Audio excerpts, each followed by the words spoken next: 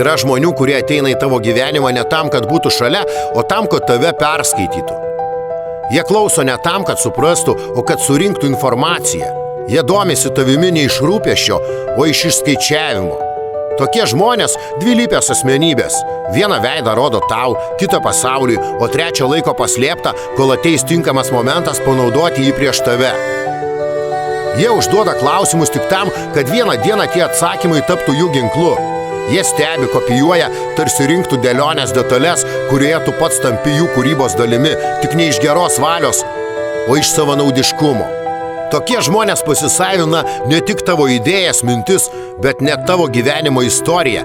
Jie nori atrodyti kaip tu, gyventi kaip tu, bet patys neturi nieko savito, todėl vagia asmenybės per artumą. Jie apsimeta draugais, bet iš tikrųjų jie tik laukia momento, kada tu suklupsi, kad galėtų stovėti šalia ne tam, kad pakeltų, o tam, kad garsiau paplotų.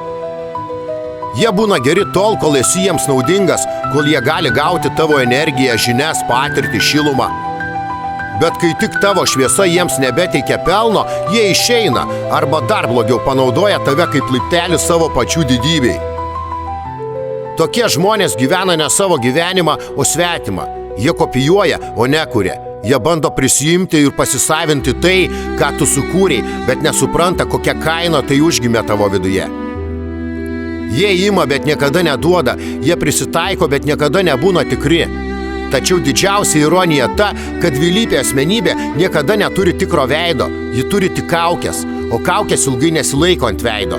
Anksčiau ar vėliau jos nukrenta ir tada paaiškėja, kad visi tie, kurie vaidino draugystę, buvo tik laikini keleiviai tavo gyvenimo kelyje, bet niekada tavo pasaulio dalis. Todėl saugok save. Ne nuo kritikos, ne nuo likimo išbandymų, o nuo tų, kurie šypsosi tau į veidą ir renka tavo paslaptis, deda jas į savo kišenes, nes tikrieji priešai ne visada atsitraukia. Kartais jie stovi per daug arti arba visai šalia. Real Dreams.